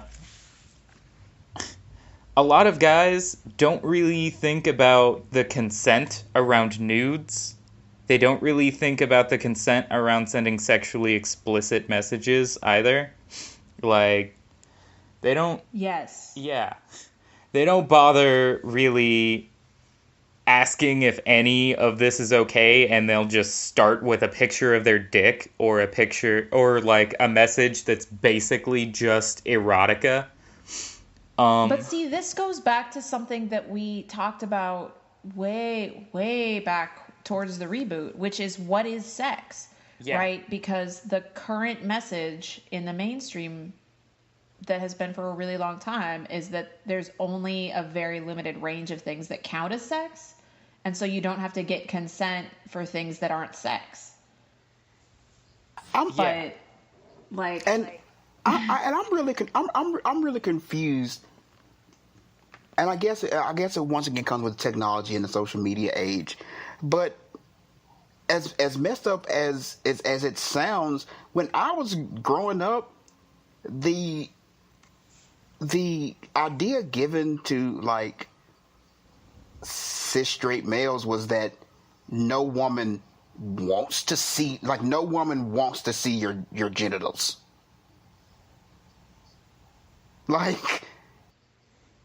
Yeah. And yet we've moved from that to, hey, I'm attracted to this woman. Let's send her a picture of my dick. Guys, don't send unsolicited dick pics. Yeah. Just don't send unsolicited dick pics. There's no don't do that. There is no reason. Gay men, just because the other person or the person on the other side of the message also has a penis, that doesn't mean that they automatically want that much more to see your penis and are actually going to be okay with you sending 5 pictures to start out with. One that's face, one that's ass, 3 that are dick, and then one that's a full body thing or some shit. legitimately, I've had multiple people try to start conversations with me that way. And guys, I'll tell you something else. You know what's good about not besides the obvious do stuff like that without consent stuff. Like, besides that obvious thing, it feels good when someone asks, and wants to see a dick pic. When someone goes, "Hey, do you mind sending me a picture?" Yeah. When they ask for it, they want to see it without you sending it.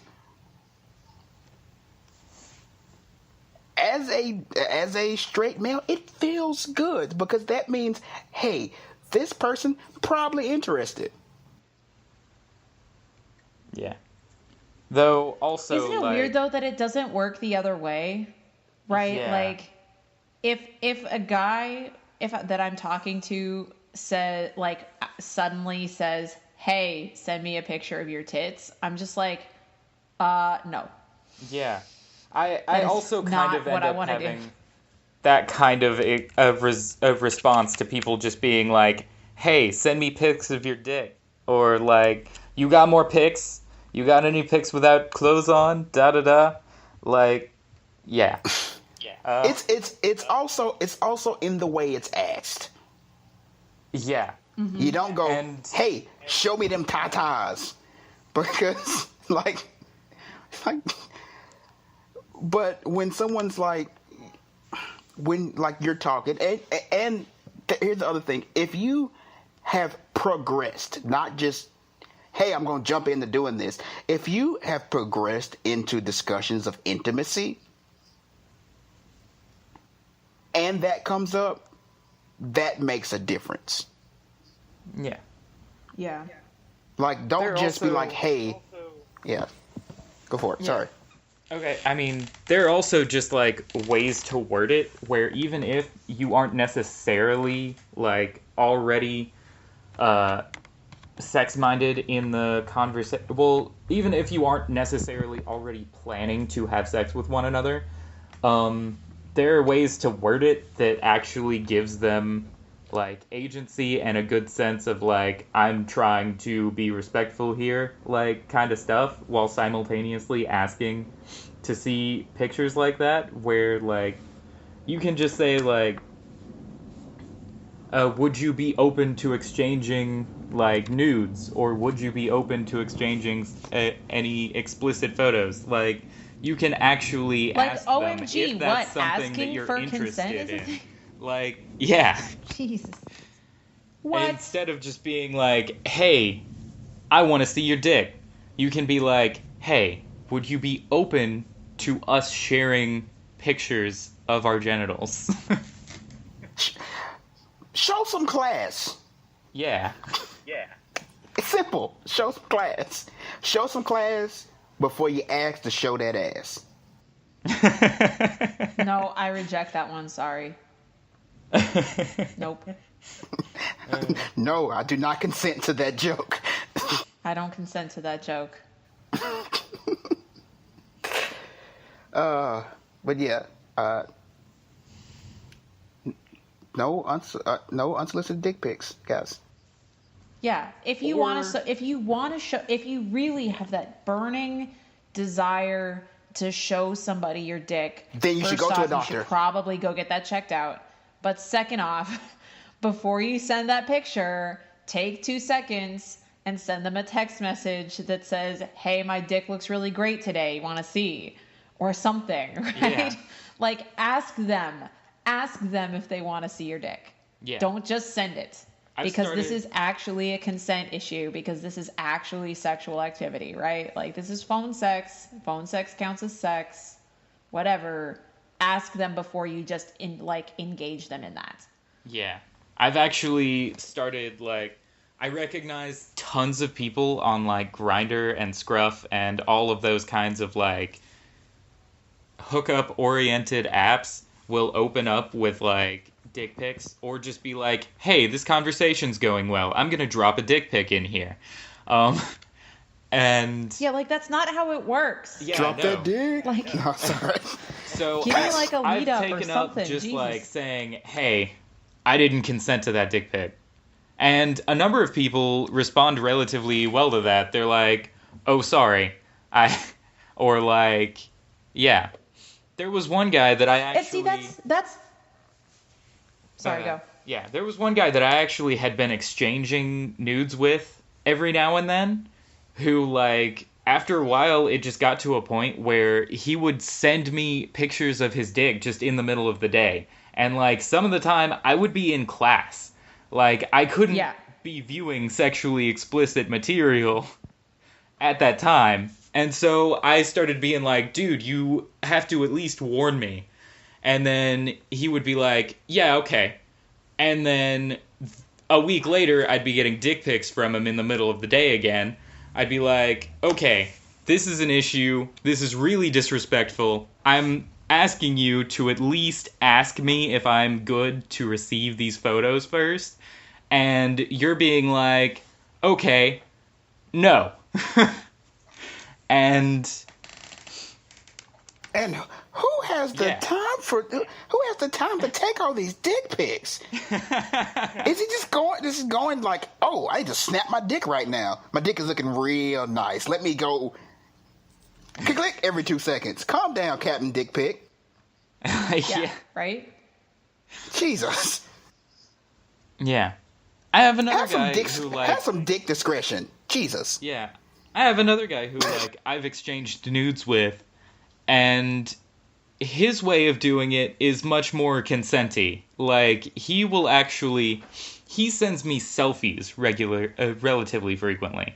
And when he might be feeling in a slightly more suggestive mood, he'll send me a selfie where he's clearly shirtless. And then, like, if I respond in kind, like sending him selfies with me in various states of undress, then we will progress up to showing each other genitalia. But, like, he doesn't lead with that.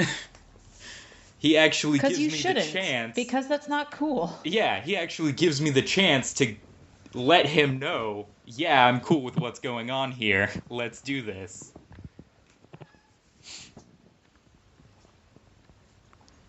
Yeah. Yeah. I was just So saying. Oh, sorry. But yeah, let's start wrapping up. So Yeah. Okay. Let's just wrap start this moving up. towards some All right. climax. I just wanted to say, I just wanted to say especially with this talk on nudes and consent, for someone who, like myself, who's a little bit of an exhibitionist. Mm-hmm. What, you? No. Yeah. A lot of people don't know, but my dick is all over the internet. Consensually. I will vouch for that, yes. Getting and receiving and sending nudes when consented to and asked for is so awesome for me. I have a friend who I'm very good friends with that we honestly a couple times a week just send nudes back and forth. Because we both like to be naked. We both like to take pictures of being naked. We both like to receive pictures of being naked. And it's very enjoyable when you're like with someone or communicating with someone who is into it, who you've set ground rules for it, and it's all working.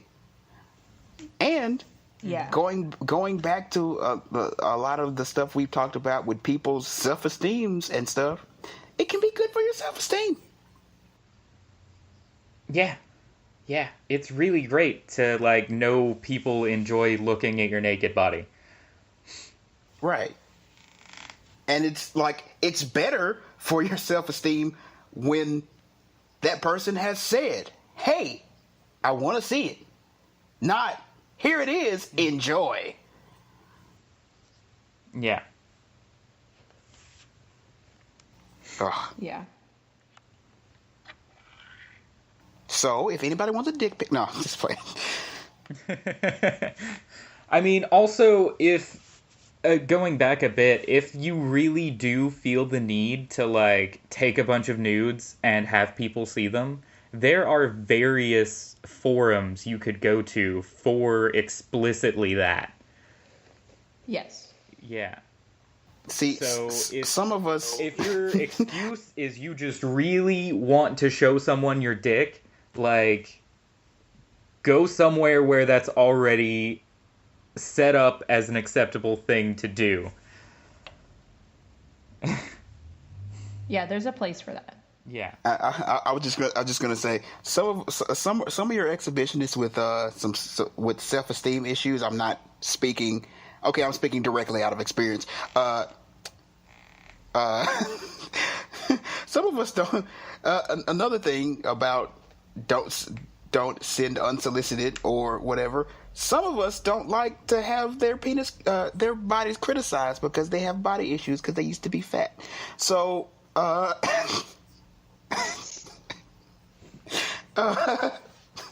Yeah. So. Yeah, and if you send unsolicited nudes to somebody, a very valid way for them to respond is to be like, I don't want to see that ugly shit. What the fuck are you doing? Right. Don't. Like, yeah. I mean, in general, I would say don't body shame, but, like, if somebody's just sending you their naked body and you did not consent to that, feel free to critique them. They need to know that that's not a good thing for them to have done. Yeah. Jesus. Yep. All right. Anything else anybody wants to add about this after this conversation? Yeah, I think this has gone pretty well so far. Any listeners? Honestly, any listeners who are in the realm of online dating, who won't. For me, it's basically like talking to people, not just like dating people. But I can probably be I can be found on OKC if you're on there and want to talk. Mm-hmm. That's as weird that it's like not weird, but as to say like if you see me somewhere else, like if you see me on Tinder or Cupid, it's okay to message me and I'll talk because I like friends. I like talking to people. Honestly, like, I'd be okay with people sending... If anybody was interested in getting to know me or anything, like, I'd be okay with them sending, like, a message to the, like, Facebook thing, the Facebook page or something, and, like, trying to sort out any of that. Yeah. I am not dating at the moment. I like friends, though. So, talk to me. I love friends. I'm potentially looking to date non-monogamously, but mostly I'm trying to keep a whole casual thing going for a little while. And I'm both finding friends and dating. How do you find the time? Good grief. Well, see, my secret is it's not very successful. Aww. It's easy to find a time when it's just not happening. But it's okay. I'm good. Anyway, we shall end this little show, and no sex segment for the week, even though I guess we kind of did have a sex segment for the week. We sort of did do the sex segment. Yeah. Yes. We like halfway did a sex segment because I really felt the need to add in this stuff about consent around nudes because, like, it had actually been an issue I've been engaging with recently. It's important. People need to understand that that's a thing that requires consent too. Yeah. Right. Yeah. So, yeah. So it looks like we're ending this. Yep. Tune in next week for whatever happens next week, because we're not sure yet. We have some ideas. Yeah, we're not sure. Esmè is going to be elsewhere. Out of town. Out of town. It's still elsewhere, isn't it? What? Huh? It's still elsewhere, isn't it? So, Well, but then elsewhere is also the desert nation of the Khajiit, so, like... Elsewhere You is could've meant also that. a really, really good porn webcomic that you guys need to look up. I talked about it ages ago in our episode where we talked about erotica, so go listen to that. is that the one with the tentacles? Tentacles and magic. Tentacles and magic. It's amazing. It's so good. Go look it up. Like, it's basically it's something. That's all I can say. It's something. It's awesome. Go look it up.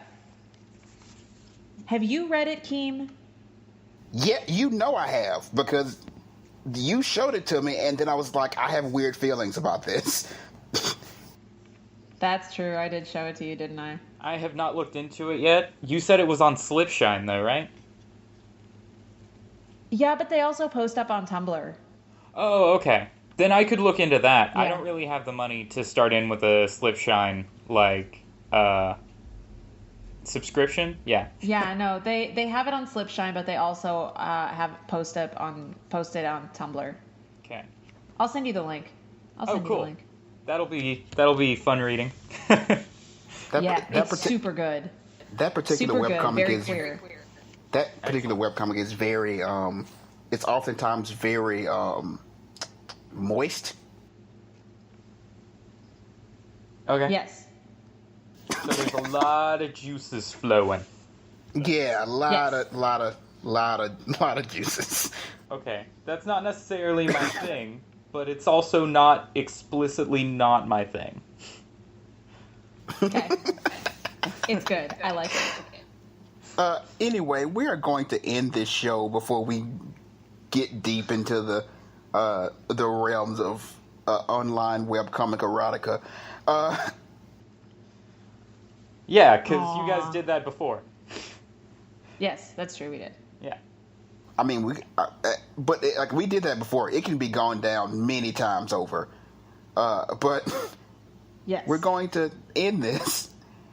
So this has been Keem, Esmè. Oh wait, hold on! Yay. Before I end it, as always, if you're a musician, want to have your music featured on the show, let us know. Please contact us. Do it. If you want to be on the show, you want to be a guest, and like you're a listener, want to be a guest, or want to ask a question for someone here to answer, also let us know. Contact us via our Facebook page. We really need to work on getting a website or something, another way of communication. You could also email us at officialoutervoices, all lowercase, at gmail.com. We can field questions and requests there as well. That's also a great place to, if you're a musician, you can send your music to be featured on the show. That is officialoutervoices at gmail.com, all lowercase. I think that is it. Do we have to keep thanking you, Ari? Because you're kind of a thing now. I don't know. I mean, I'm open to Thank you being anyway. thanked. Thank you, Or Ari, this for coming. Could just have been Keem and Esmè and Ari. Yeah, I'll just add you to the end. You can be part of the credits now. Excellent. Anyway, thank you guys for listening and tuning in. I hope you enjoyed. And if you're out in the realm of online dating, we wish you all the luck and all the avoidance of assholes. Good luck, guys. Sorry. Let me rephrase that. Of asshole people. If you're into assholes, we wish you all the luck in finding those as well. Finding some assholes, yes. Yeah, Yes. and let me know where you can find it. Yes. Let me Ari know would where like you to find know those where assholes. the finest patch of assholes. They grow in patches, right? Like watermelons. I'm sorry, I'm being weird. Weirdo. I'm gonna end this show right here before this goes wrong. As always, this has been Keem, Esmè, and Ari, and we are out.